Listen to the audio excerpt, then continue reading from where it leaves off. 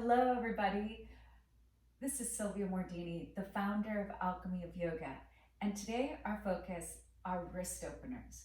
So let's begin. Just bring your hands to Anjali Mudra or Sankalpa Mudra, palms touching.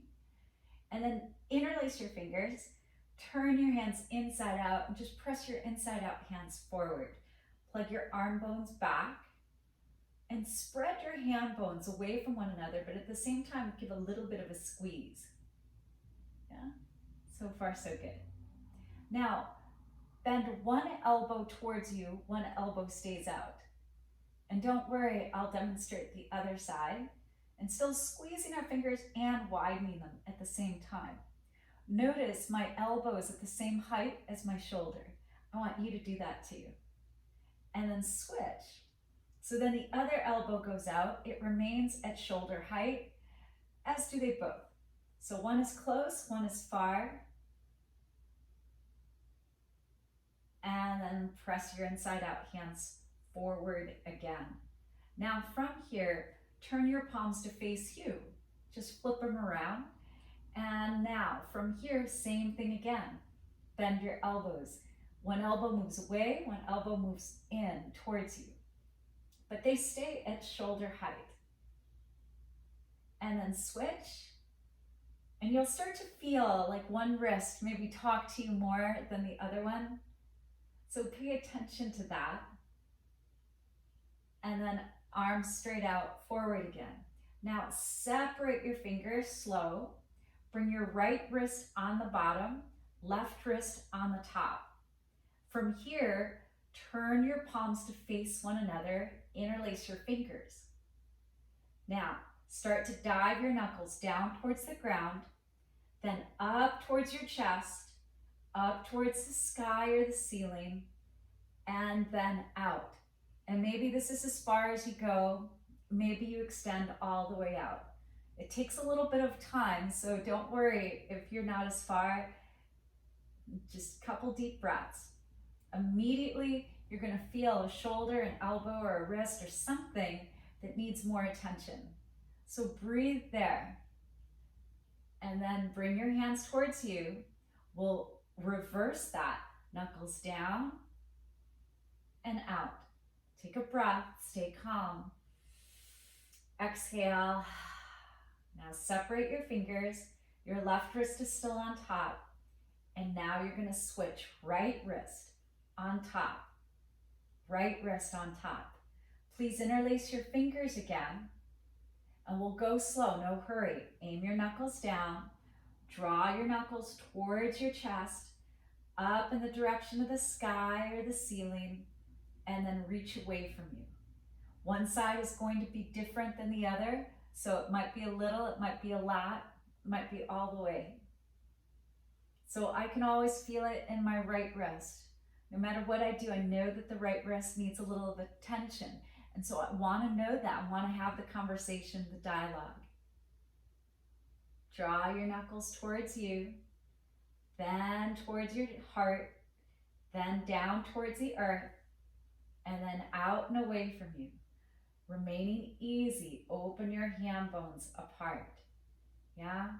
And now, open your hands apart. Circle, circle, circle, circle. Just circle your wrists. One of the best things you can do. So if you are going to be weight bearing, circle, circle, circle. In poses like downward facing dog, table, plank, chaturanga, up dog, cobra, arm balance family, all of them. Handstand, crow pose, bakasana, parshvabhakasana, kundinyasana, right? Like any of the arm balances, weight bearing, then you want to warm up your wrists, right? To do the right thing, to be extra kind to your body. And so when should we do this? Well, actually, before every class. And then shake, shake, shake, shake, shake, shake, shake, shake. Just shake your wrists, shake your wrists. Yeah, you're doing great. Shake, shake, shake, shake, shake. This too, really, really good. Now look at your hands and you're gonna notice like, whoa, they're totally red. Holy cow, what happened? All that chi, all that energy, right? That's great. Fantastic. And then from here, let's now begin weight bearing. Come into table, all fours. Now spread your hand bones really wide and just try to stay in neutral spine. Fingers are equidistant from one another. This will be our starting position. From here, come into your left fingertips, and then even out your shoulders. So if you ever have felt like your weight is heavy in your wrists, we're trying to unlearn that right now. Even your shoulders. Some of you will say, well, I can't. I'm on my fingertips on one hand and palm on the other, but you can. You just have to lift from the inside, and if you have to unshrug your wrist, pull up out of the flat hand. And then flatten your left hand, come into your right fingertips, and same, like arms are straight, even your shoulders. So you could put a tray on your back and it would balance. But you have to be pulling up a lot in this left hand, that's my outside hand, in order to feel that lift up. And now flatten your right hand and notice the difference. Instead of like, oh my God, it's heavy, down energy, you feel this up energy, up. We want that. We want that. Whether it's a spinal balance, whether it's table, whether it's a side Vashisthasana, side plank, or a downward dog, doesn't matter. We want to feel the energy up, so it's not just a Panavayu down and heavy, right? Then come off your hands, shake them out again. So that's a really quick fix.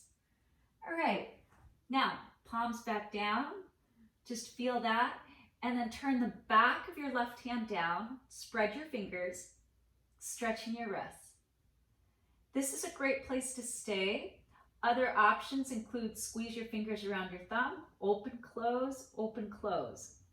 Neither one is wrong or right, they're just different, they're different. And then put the back of the hand back to neutral, palm down. Now, I do not recommend taking the back of both hands down at the same time, right? And then do this with the right hand. I recommend holding completely one hand at a time. Is it possible to do both? Yeah. Could it hurt you and create injury? Yeah. Is it worth saving the 30 seconds? No. So just one at a time, and then you can open, close, or not. And then back. Now unshrug your wrists, protract your shoulders so that you really feel like that lift between your shoulder blades and that you're lifting up, not just pushing down. We're grounding, but then the rebound is up. Notice that difference. Okay, come off your wrists, circle, circle, circle. Try to go in both directions. And now take your fingers towards your knees, just like that, towards your knees. And then lean forward. This might be plenty, or it might be too much. Too much, then walk your hands out. You can walk them all the way to table. Some people feel it in different places. Okay, if you need more, you lean back. Or again, everyone's a little bit different. So some people feel less when the fingers are close by, right? Less. Other people feel more. But either way, have some time here. Stretch your forearms. And then back. Fingers face forward again. Heart melts. Nice. Take a big breath in. Exhale, child's pose. Now come into the fingertips of both hands, just like this. You're cupping the earth. Elbows are off the ground. Outside edges of the arms down, forehead down. So in the course of a practice, it's really wise to give your wrists a break so that everything isn't flat wrists and pushing the carpal tunnel down. Okay, look forward, come forward. Now, maybe you see this in fitness classes, I don't know. And they actually sell something from the yoga world that's exactly like this. Exactly. But you could just use weights. I'm using 5-pound weights right now. Yeah, because they're big enough for my hands. You might need bigger ones, or if you have smaller hands, smaller ones. And you could be here, you could be in plank, right? Doesn't matter.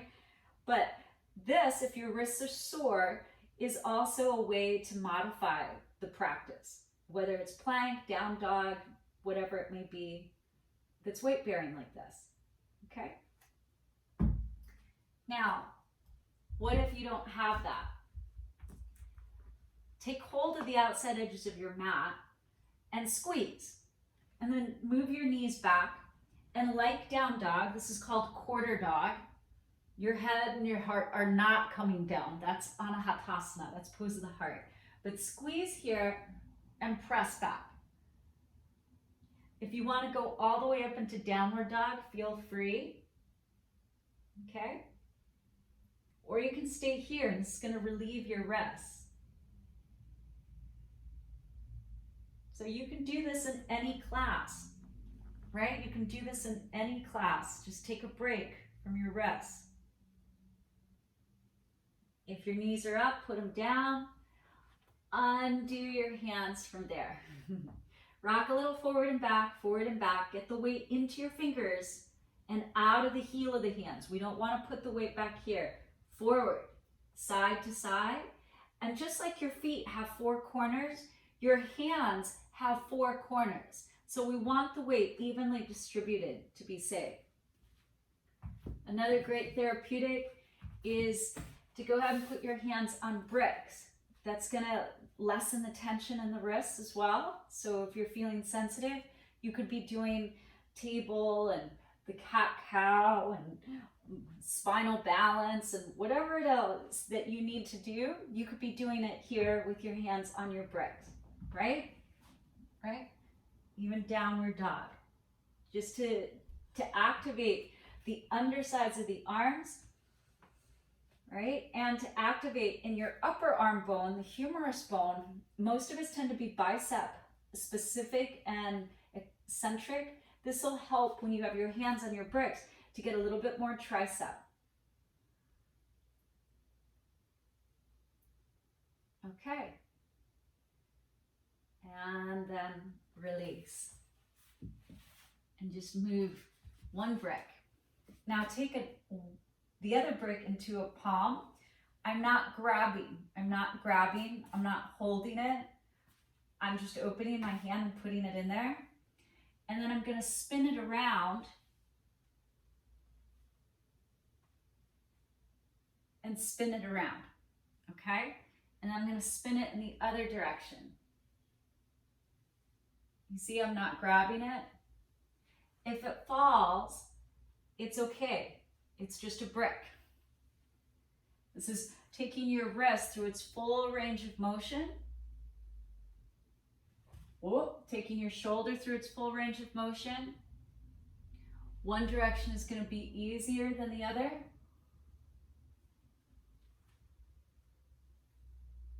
This is what happens if it falls. Okay? Not the end of the world. It's okay. Just come back into it then. And then do the other side. And one hand is going to be significantly easier than the other. And you might be surprised. You might be surprised at which one is easier. This is a great therapeutic for shoulders, elbows, and wrists. But take it in both directions. Again, if it falls, all that's going to happen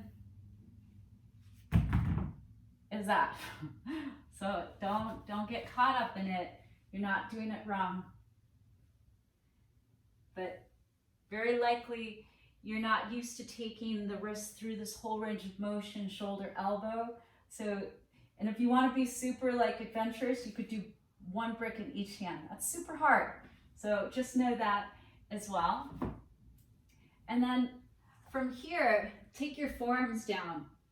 When your wrists are fatigued, then one of the best modifications is just come into your elbows and do whatever practice you need to do from there, okay?